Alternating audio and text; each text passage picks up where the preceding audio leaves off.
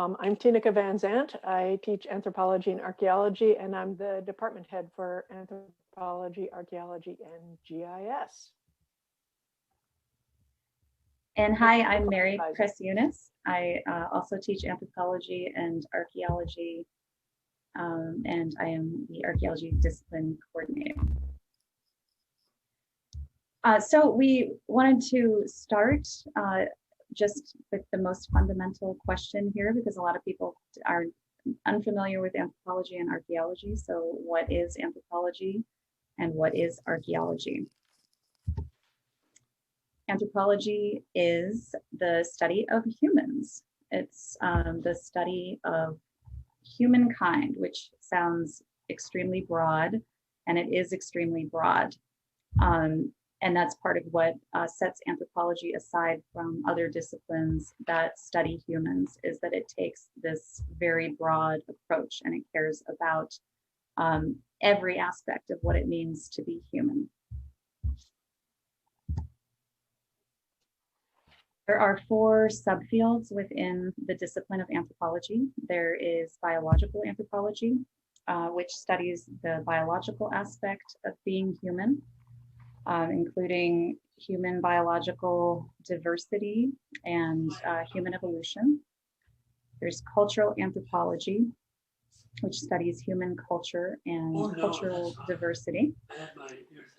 There is linguistic anthropology, which studies human languages and their role in culture. And then there is archaeology.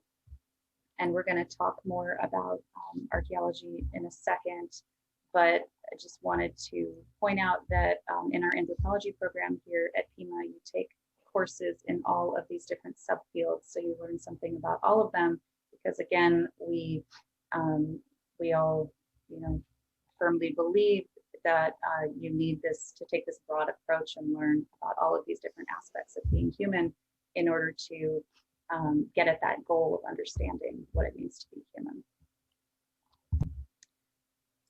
So more about archaeology. Archaeology is something that even more than anthropology, people misunderstand what it is at times. There's public perceptions of archaeology that range from this kind of stuff. You may recognize these characters, right? Although anymore people are not recognizing Indiana Jones, which makes me sad, but we've got Indiana Jones, we've got Lara Croft, and then whoever these people are, they just look like archaeologists, or like archaeologists, like the media portrays archaeologists. So it's kind of idea that archaeology is very exciting and you find treasure and do all kinds of kind of dangerous stuff. So that's one perception. And then the other major perception involves dinosaurs. Everybody thinks that archaeologists study dinosaurs. We do not study dinosaurs because, remember, we are within the broader discipline of anthropology. We're focused on humans, and humans and dinosaurs did not coexist, contrary to popular media portrayal at times. But yeah, people are always asking you as an archaeologist if you've heard of this or that dinosaur discovery. And no, and then they think you're a terrible archaeologist, and it's just kind of sad. So we don't do dinosaurs. So what do we do? Well, archaeology is the study of the human past, because remember, we're a subfield of anthropology. So the study of the human past through the analysis of material remains, or things, tangible things like artifacts, or evidence of the places where people lived that may be left in the ground when you excavate. So a very important question: what can I do with a degree in anthropology? What could you possibly do with this?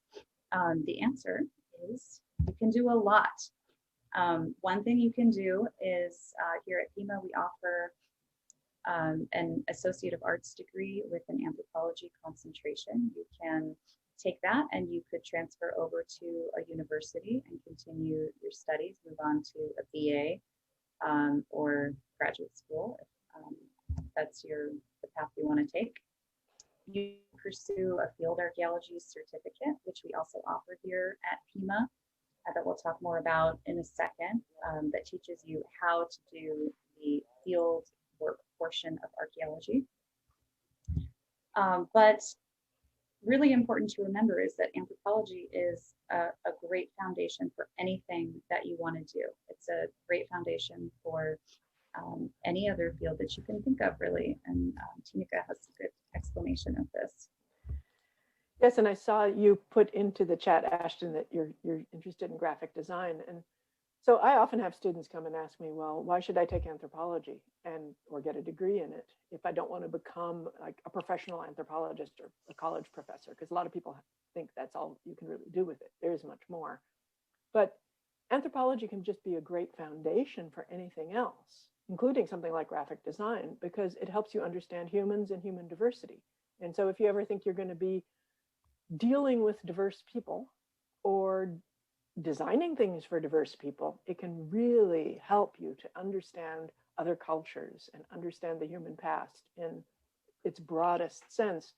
So it can be a great foundation for business, for medicine, for design, for any field where you're trying to communicate with diverse groups of people or interacting with diverse groups of people.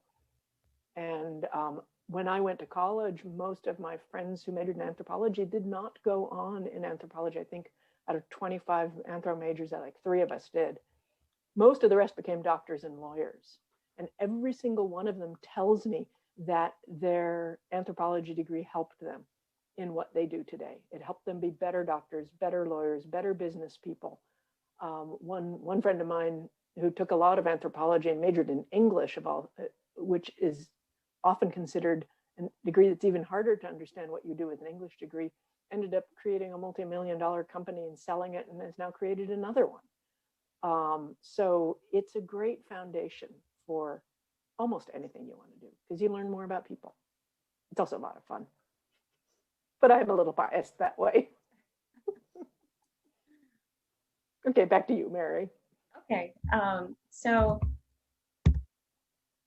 just a little more about our work certificate, if that is something that interested you, learning how to do the practical parts of archaeology. How do you excavate sites? How do you find sites in the first place? We offer this fieldwork certificate with 3 different focus areas. There's one that's Western history, one that focuses on field methods, and then one that's more focused on geospatial information technology, which involves GIS, learning how to do GIS, geographic information systems, that is really useful in many fields, not just archaeology. Another common question that people have specific to archaeology is, are there jobs in archaeology? What can you do with that archaeology focus within anthropology if you were to get a certificate? And the answer is, there are jobs in archaeology, and in the archaeology program here, we have really great relationships with local businesses and agencies and institutions where there are jobs available, and our graduates do often end up going and working for private businesses in the area that have jobs in archaeology, because they are in the position of helping people comply with environmental regulations surrounding cultural resources. So there's laws that say you have to go out and deal with the archaeology before you do some kind of a development. So lots of jobs come from there. You also might, decide you want to go and work more like in a museum or for a public outreach institution, something like that. So there are jobs, and we work closely with business and industry to make sure that our students are prepared for those jobs. And then another question people might have is, where would you have to go to do archaeology? Would you have to move somewhere? Or would you have to focus on international work somewhere? And the answer is no. There's tons of archaeology that occurs locally right here in the Tucson area. This is actually a real hot spot for archaeology. regionally throughout the Southwest, throughout the United States, and even internationally, if that's where your research interests lie. And we do have international fieldwork opportunities. Recently, we've been working in Egypt and Sudan, and we've done other international work before as well. And this is a picture of the site where we're excavating this semester with our students in the northern Tucson Basin. And then what kinds of things do you learn in this program? Our emphasis is really on hands-on skills. So how do you do these things? What kinds of tools do you work with? How do you work with them? And how do you actually find and excavate sites? And these are the kinds of skills that employers are looking for locally in our graduates. And then finally, I just wanted to make you aware that there is an archaeology club at Pima, and Tinka is the advisor. She can tell you a little more about that. Yeah, this year, of course, with everything having to be virtual, we can't do a lot of the really fun hands-on stuff we usually do in the club, like make stone tools and make spear throwers and test them out and visit sites. But we are planning some virtual activities. And if you are interested in finding out more, I'm definitely the person to contact because I am the club advisor and we have a lot of fun. Okay, and I know we're out of time, Alex, so. Yes, we are. Thank you, Ashton, for attending today. I have put our presenters' contact information in the chat if you're interested. I am also putting in the chat the links to the next rooms, and then as well as the survey for the events for today. Let us know how we did, and then you can also be entered for a chance to win some cool swag. Sweet, thank you very much. Thank you. Thanks for coming. Oh, see, Cooper's back. Yes. Hi, Cooper. That is a great background photo, Cooper. That is just beautiful. Where is that? I took a picture in Cameron, Arizona. Ah, okay. No wonder it looks so beautiful with the red rocks and the, yeah. I know. It's on the Navajo Reservation up in the far corner. And I was guessing that might be where it was. So, cool. So I have a question for anthropology. So in the point where selecting a major for next fall semester. Right now I'm in general undeclared major. So I'm really interested in anthropology, information technology, IT, what else? Political science. There's different variety that interests me and that open my mind. Where the point of like selecting a major declared for next semester or fall semester. So right now I'm doing a research on. I picked my 3 topic research for this semester for writing, which is culture, anthropology, and China dynasty, and Two-Spirit. Those are my top 3 research paper I'm planning to write about. So like I'm more like an ancient China dynasty person, like to research about. So I like to get more into depth of culture and anthropology, the background of it. Well, if you major in anthropology, get the AA with the anthropology concentration at Pima, you definitely do more with cultural anthropology because that is one of the subfields. So that is one emphasis. But to get the AA at Pima, you actually end up taking classes in all the subfields. And that's partly, as Mary said, that because we think it's really important to have that broad base, but also because to transfer to the University of Arizona, you need those all 4 subfields.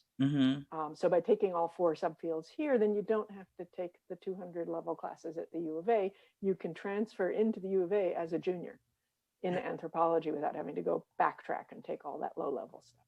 Right. So are you taking Anthropology 112? Is that what you said, the Exploring Non-Western Cultures class? No, I'm just taking just in general classes. Okay. But right now in this semester I'm taking Chinese civic classes. So that's more like an interest in Asian classes.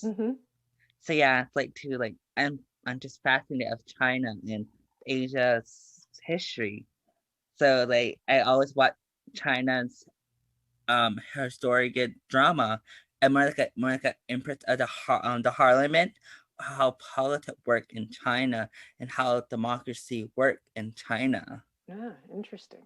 So yeah, we don't in anthropology we usually can't get that specific at this level because we're teaching 100 200 level classes. So you know, many cultural anthropology classes do cover some aspects of Chinese culture, and I do a little on Chinese prehistory in my archaeology classes, right. but we can't do it quite as in depth as, and you know, if you transfer to the university at the 300 and 400 levels, that's where you can really start to dive into the details and the in-depth study of one area of the world, right? Much more than we can do here, which is it's a benefit of starting off here and getting all that general stuff out of the way, and then you can really concentrate on the specifics. The main courses.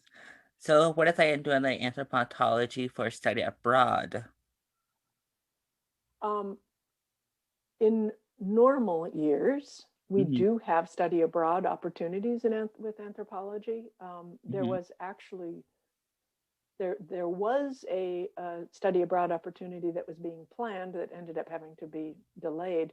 That was going to be taking students to Spain to study in Spain over this last summer. Of course, that didn't happen for obvious reasons, but there certainly have been, and in the past, another study abroad opportunity took students to Ireland, and so that definitely that's something we like to try to fit in when we can, because it's great to get some firsthand experience in other cultures instead of just learning about other cultures, but actually be immersed in another culture for a little while really helps you understand. Get to expand your mind and think other broadly of like, don't just think of one box, think outside the box, a different point of view where you blossom yourself, you're learning to diverse yourself, and growing up, you're able to interact with different type of people.